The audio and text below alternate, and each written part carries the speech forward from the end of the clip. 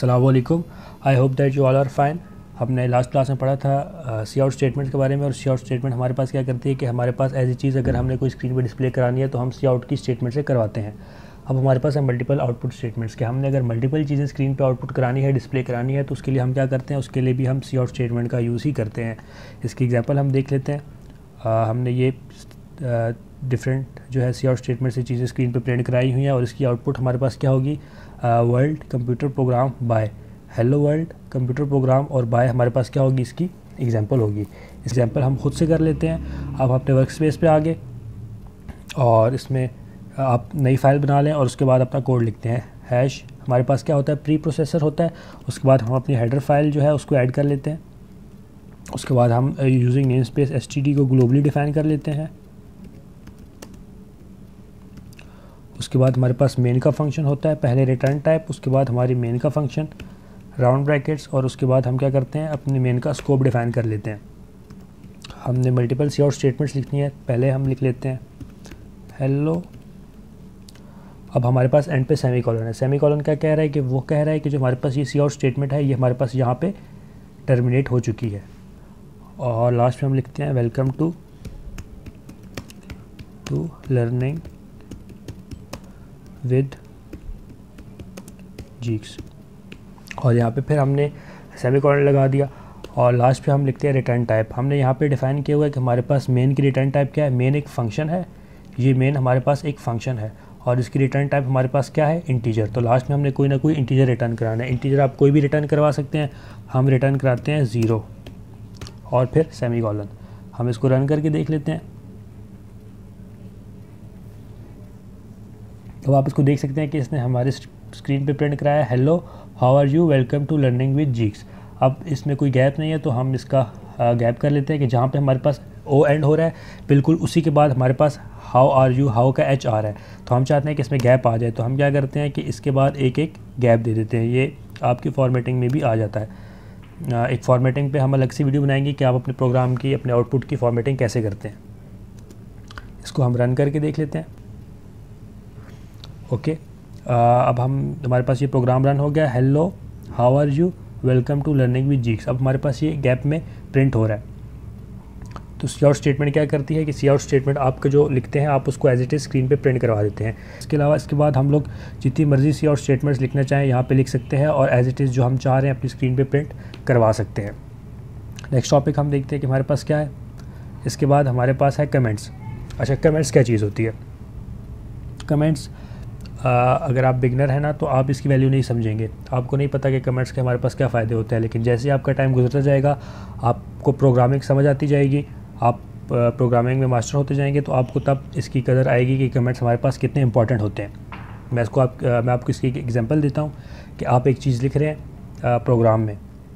अभी तो आप छोटे छोटे प्रोग्राम्स लिखते हैं, आप सिंपल एडिशन कर लिया, बिगिनर लेवल पे यही होता है, एडिशन कर लिया, सब्ट्रैक्शन कर लिया, या इस तरह के छोटे छोटे प्रोग्राम बहुत आपने कर लिया तो 1000 लाइन्स का प्रोग्राम आपका हो गया।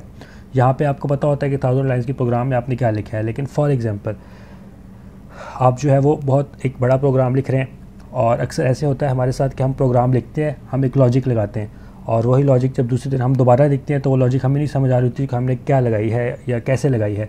तो उसके लिए हम कमेंट्स का यूज़ करते हैं कि जहाँ हमने लॉजिक्स लगाई है वहाँ हम साथ में कमेंट लिख देते हैं कि हमने ये लॉजिक इस तरह से लगाई है। कमेंट्स जब हम अपने प्रोग्राम को एग्जीक्यूट करते हैं तो जो हमारे कमेंट्स होते हैं उनका एग्जीक्यूशन में कोई पार्ट नहीं होता, लेकिन प्रोग्राम की जो रीडेबिलिटी है उसको इंक्रीज़ करते हैं कमेंट्स। कि आपने एक प्रोग्राम लिखा आज, कल आप आपको दोबारा पढ़ रहे हैं या आप उसको चेंज करना चाह रहे हैं, तो आप जब कल उसको देखेंगे तो आपको समझ नहीं आएगी कि मैंने यहाँ क्या लॉजिक लगाई है।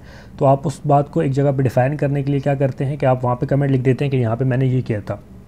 अभी इस लेवल पे तो आप इस तरह कमेंट्स को देखते हैं, लेकिन जब आप जाते हैं प्रोफेशनल लेवल पे, तो प्रोफेशनल लेवल पे ऐसे होता है कि आप एक फर्म में जॉब कर रहे हैं, आपने एक बहुत बड़ा सॉफ्टवेयर बनाया और आप वहाँ पे 1 साल 2 साल काम किया। अब जो आपके सॉफ्टवेयर बनते हैं उसकी मेंटेनेंस होती रहती है।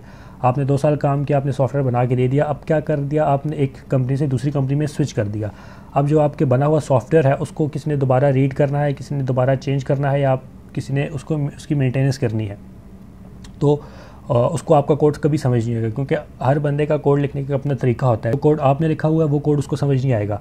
तो ऐसे होता है कि आप चाहते हैं कि उसको कोड समझ आ जाए, आपके जो कोड है उसकी रीडेबिलिटी बढ़ जाए। तो उसके लिए आप क्या करते हैं, कमेंट्स करते हैं। आपने जो प्रोग्राम बनाया है, आपने जो सॉफ्टवेयर बनाया है, उस पर आपने जो जो स्टेप जहाँ पे जैसे जैसे किया है वहाँ पे आप एक कमेंट लिख देते हैं कि हमने यहाँ पे ये किया है, हमने यहाँ पे ये किया है।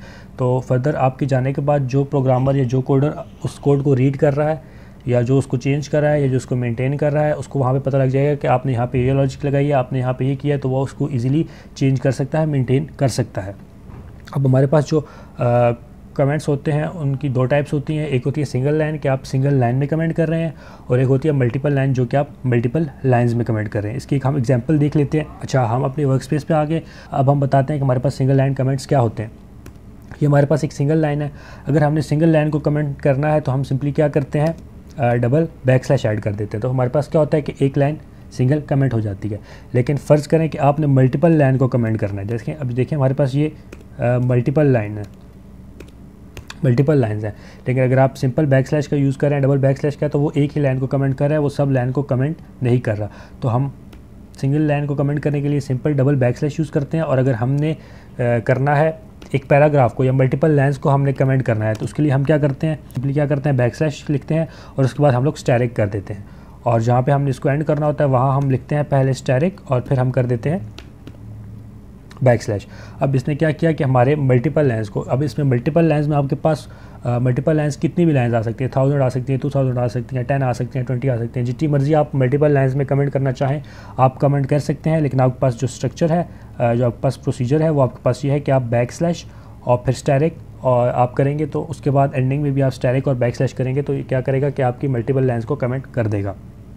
हम इसकी एग्जांपल देख लेते हैं कि हमारे पास ये कैसे होता है। बता दो कि हमारे पास डबल बैकस्लैश यूज़ होता है सिंगल लाइन कमेंट के लिए,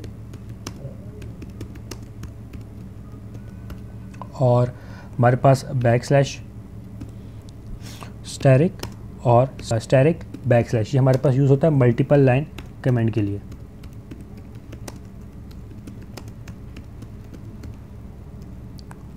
ओके, और हमने क्या करना है यहाँ पे इसको, अब जो हमारे ये कमेंट्स होते हैं ना, इनका हमारे प्रोग्राम में कोई पार्ट नहीं होता, लेकिन अगर कोई बंदा रीड कर रहा है या कोई बंदा समझना चाह रहा है तो उसकी रीडेबिलिटी को इंक्रीज़ करते हैं। हम यहाँ पे अपना एक कोड लिख लेते हैं। आपने अगर मेरी पहली वीडियो देखी हो तो उसमें हमने कमेंट्स का यूज़ किया हुआ, और मैंने आपको बताया था कि मैं आपको बाद में एक्सप्लेन करूँगा कि हमारे पास कमेंट्स क्या होते हैं और हम उनको कैसे लिखते हैं। हम यहाँ पे लिख देते हैं सी आउट,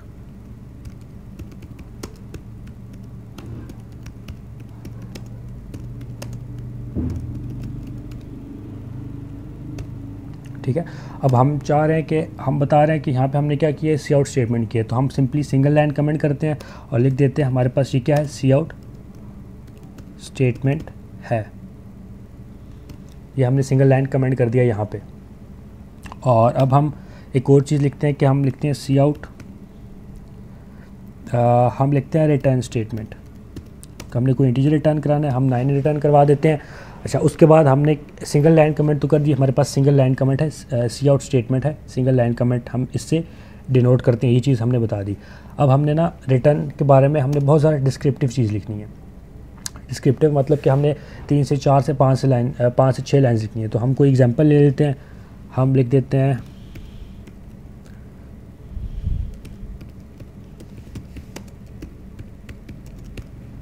फॉर एग्जांपल, ये हमारे पास एक स्टेटमेंट है जो कि हमारे पास क्या है, मल्टीपल लाइंस में लिखी हुई है। उसको हमें कमेंट करना है। हम चाह रहे हैं कि ये सिर्फ एक्सप्लेन करे कि हमारे पास रिटर्न स्टेटमेंट क्या है।